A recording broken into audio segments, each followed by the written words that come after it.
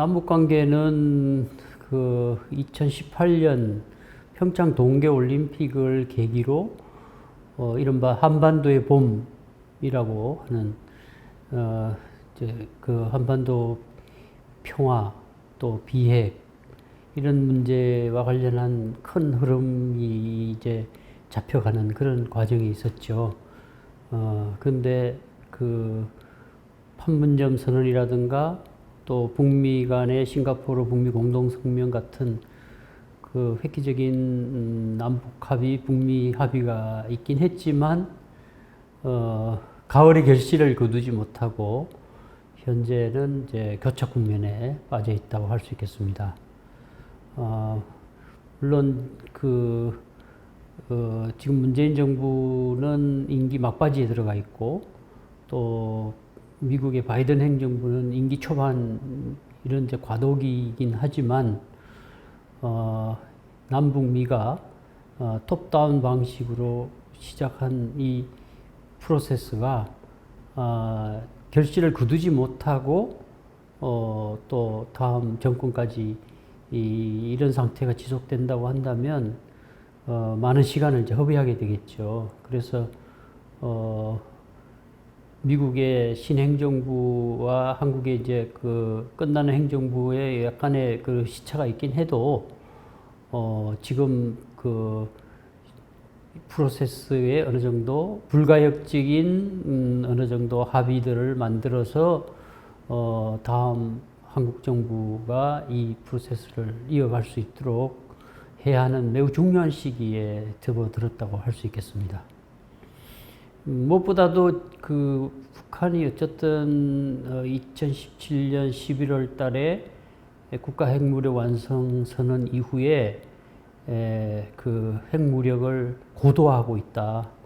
이것은 그 남북 회담이든 북미 대화가 진행되지 않는 동안에도 북한 핵 능력은 점차 고도화되고 있다. 그런 측면에서 무한정 이걸 방치할 수는 없는 거다. 그래서 비핵화 협상을 재개해서 한반도의 어떤 그 항구적인 평화 체제를 구축하면서 비핵화로 가는 그런 프로세스를 재가동하느냐, 아니면 북한의 핵 능력을 또 북한의 핵 실체를 인정하면서 거기에 대한 공포의 균형을 잡느냐 하는 전환적인 어떤 중대한 시기에 있다, 이렇게 말씀드릴 수 있을 것 같습니다. 다만 이제 북한도 그 김정은 위원장이 나서서 시작한 이 대화의 그런 흐름이 성과 없이 끝났을 때 가져야 될 부담이 있기 때문에 지난 7월 27일 날 남북 통신선 연결을 하겠다고 하고 나서긴 했었죠.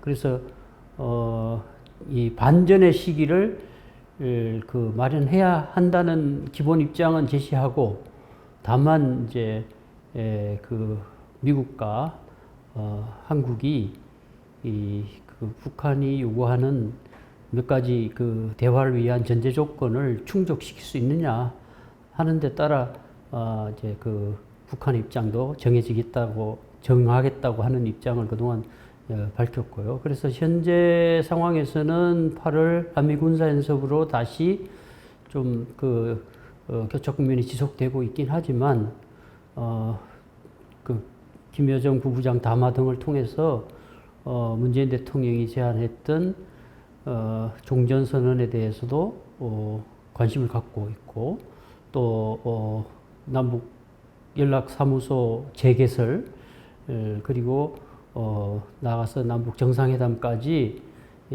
할 수 있다는 이제 기본적인 입장은 이제 밝혀놓은 상황인 것 같습니다. 그래서 지금 상황에서는 판을 깨는 데 대해서는 북한도 부담을 느끼고 있는 것 같다 하는 생각입니다. 그래서 어쨌든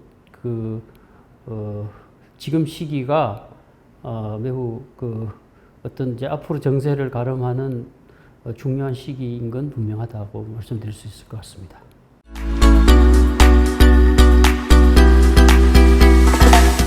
차기 정부의 경우는 지금 상태가 그대로 유지되면서 차기 정부로 넘어가느냐, 아니면 다시 그 한반도 평화 프로세스를 재가동해서 어느 정도 결실을 거둔 다음에 차기 정부로 넘어가느냐에 따라 차기 정부의 어떤 그 입장도 달라질 수 있을 것 같긴 한데요. 근데 어쨌든 이제 한국의 차기 정부는 비핵화 노력을 계속할 것인가, 아니면 공포의 균형을 잡기 위한 노력을 할 것인가. 그것은 아마 대선 과정에서도 후보들에 따라 그 지금까지 해왔던 노력을 지속해야 한다는 후보가 있고, 또 어떤 후보는 공포의 균형을 잡아야 된다. 그 얘기는 북한의 핵 능력 실체를 인정하고, 또 북한이 그 비핵화에 의지가 없다고 보고, 그 북한의 핵에 상응하는 우리의 능력을 이제 갖는 방법인데, 그 방법으로서 이제 미국의 전술핵 재배치 문제도 있고, 또 핵 공유 협정을 통해서 이 균형을 잡는 문제, 또 나아가서는 한국이 독자적으로 핵을 개발하는 문제, 뭐 이런 것들도 이제 있는데, 뭐 다 아시겠지만 이 미국의 비확산 정책이라는 측면에서 보면 그런 옵션은 쉽지는 않을 거라는 생각이 들지만, 어쨌든 우리 국민들이 이제 불안해하고 계실 수밖에 없는 상황이기 때문에 북한의 핵 능력 고도화에 맞는 어떤 균형을 잡는 문제, 이건 매우 중요한 과제라고 할 수 있겠습니다. 제가 이제 여기 원장으로 오면서 근본적으로 들었던 의문이,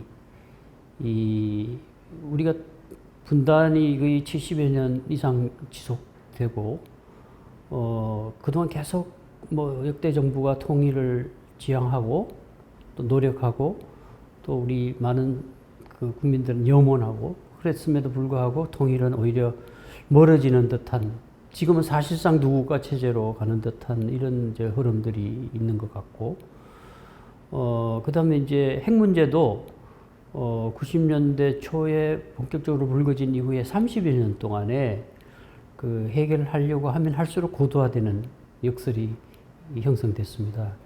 그래서 또 북한과 만든 이 합의들, 뭐 국제적인 육자회담이든 북미 합의든 그 제네바 합의라든가, 또 남북 사이에 뭐 여러 합의들이 있었지만 만들기까지는 힘들어도 만들고 나면 곧바로 사문화되는 이런 문제들이 있었습니다. 그러니까 근본적으로 어디에 문제가 있는가, 여기에 한번 이제 그 통일연구원 차원에서도 원점으로 돌아가서 이 근본적으로 이런 문제들의 해결 방안을 찾는 노력이 필요하지 않는가 하는 이런 문제의식을 갖고 여기 왔었는데요. 그래서 저도 나름대로 이렇게 생각을 해보면 유일 초강대국, 90년대 초라는 것은 사회주의가 붕괴된 이후에 미국이 유일 초강대국인데, 유일 초강대국 미국이 먹는 문제도 해결하기 어려운 북한의 핵 문제를 해결하지 못했다는 건 참 이해가 어려운 부분인데요.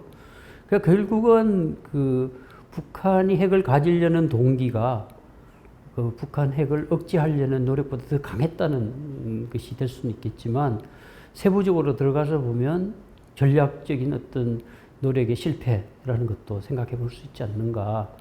그래서 몇 가지 한번 생각을 해보면, 초기에는 아마도 북한 붕괴론에 많은 그 비중이 있었던 것 같아요. 그러니까 제네바 합의 만들 때만 하더라도 뭐 경수로 2기 지어주기로 약속했지만 완공되기 전에 북한이 어떻게 되지 않을까 하는 그런 이제 그 희망이 있었고, 그건 이제 오바마 행정부 때 전략적 인내도, 또 우리 그 한국 정부에서도 한때 기다리는 정책이라는 게 있었지 않습니까?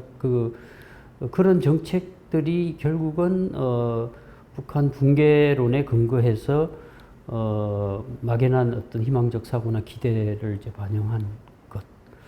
그 다음에 이제 그 초기 북핵 노력은 대체로 동결대 보상 방식이었습니다.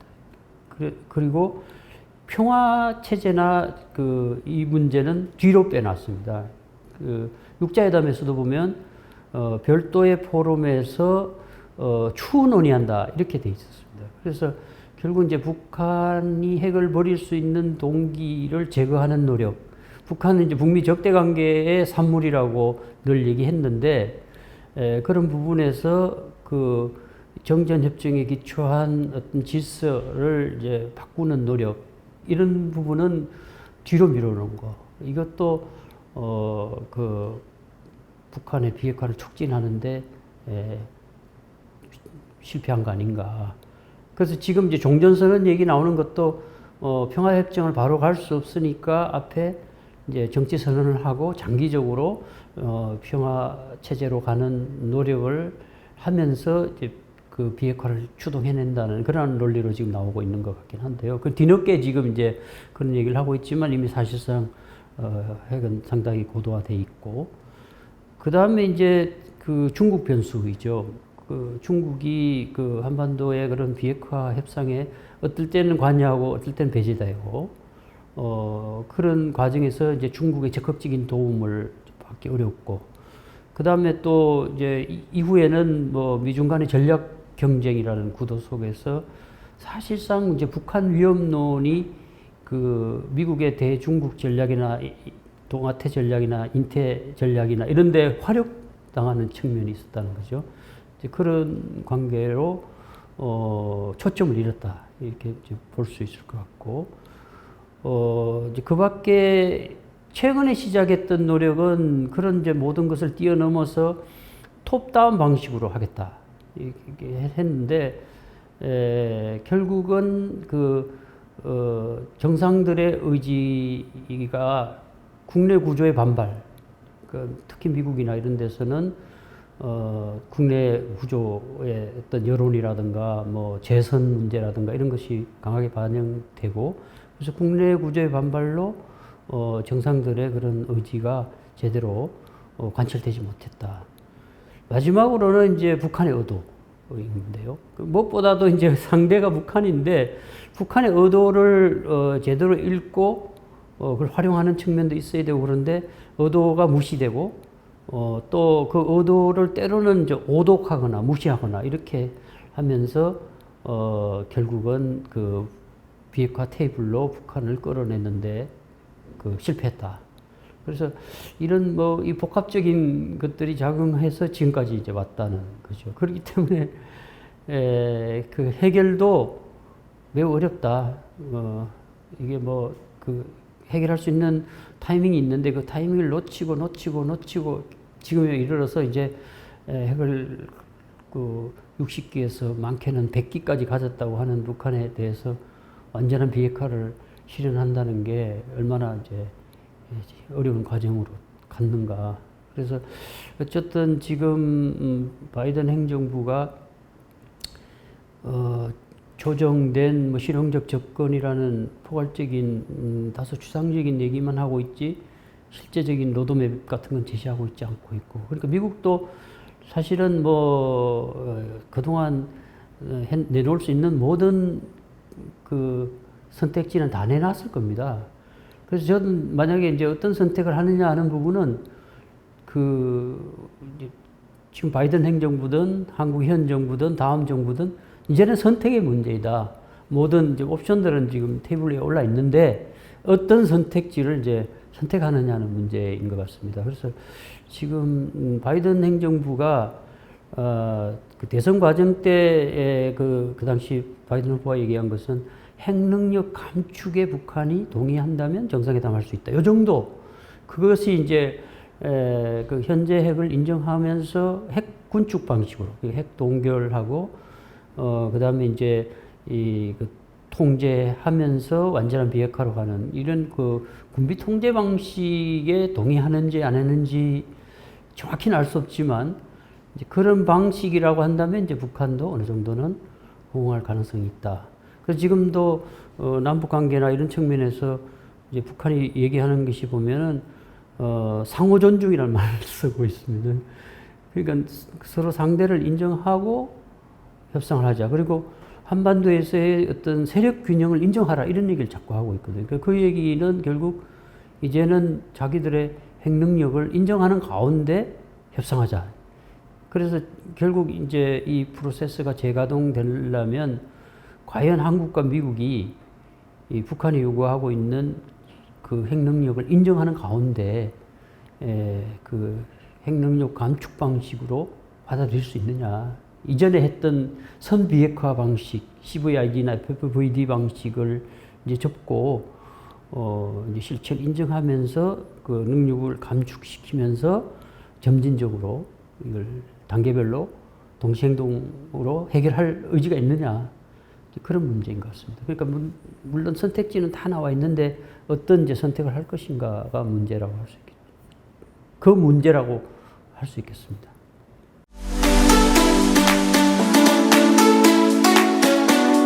통일연구원은 이제 국책연구기관으로 많은 인력과 예산을 쓰고 있죠. 그래서 정부의 대북 정책이나 통일 정책이나 또 한반도 문제 전반을 다 이렇게 관장하고 있는데요.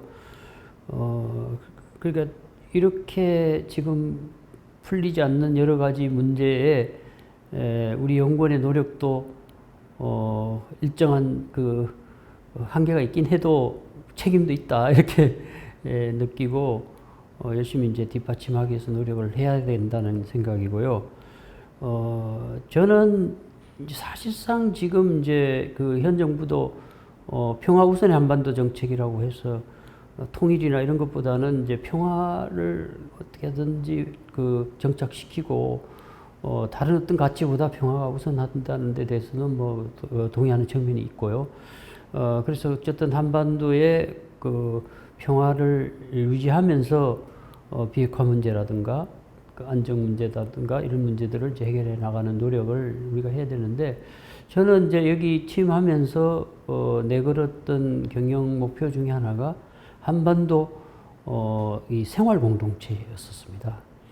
이게 이제 뭐 그동안 통일, 뭐 핵 문제 이런 주민들의 일상이 너무 그 힘들고 또 분단 체제에서의 소모적인 그런 걸 많이 겪으면서 의식적으로 이제는 많이 그 피폐해져 있다고도 볼 수 있습니다. 그러니까 저희가 여론조사를 해보니까 통일을 선호하는 비중이 58%, 그리고 이 공존을 선호하는 게 56% 정도 나왔습니다. 그리고 향후 남북 관계가 더 나빠질 것이라는데 더 비중을 두고 있더라고요. 그래서 그런 것은 지금 분단 체제에서 그동안 많은 의도적인 노력들이 성과를 거두지 못했고 실질적으로도 뭔가 진전이 없었다는 데 대한 회의가 있는 것 같아요. 그래서 이 남북한 주민들의 생활이 우선 편안해져야 된다. 일상이 편안해야 된다. 그래서 이제 그 생활 공동체 형성을 위해서 통일연구원이 노력해야 한다는 이제 그런 경영 방침을 갖고 있었는데요. 근데 이제 코로나가 생기면서 그 개념의 일부인 생명 공동체가 살아난 것 같아요. 그러니까 지금은 핵 문제가 이거 불거질 때는 이제 적우가 분명한 그런 그 현실이었는데 코로나라는 문제가 생기면서부터는 공동의 적이 생겨버렸죠. 그러니까 이제 신안보 개념이 이제 지금 많이 적용되고 그런 차원에서 비핵화 노력이나 뭐 통일 노력이나 이런 것들은 그 일상적으로 하더라도 그 점차 이질화되고 있는 남북한 주민들 사이에 일상이 편안해질 수 있도록 관리하는 것, 또 그 일상의 어떤 그 공동체를 회복하는 노력, 이런 부분에서 통일연구원이 많은 역할을 해야 한다고 생각하고 있습니다.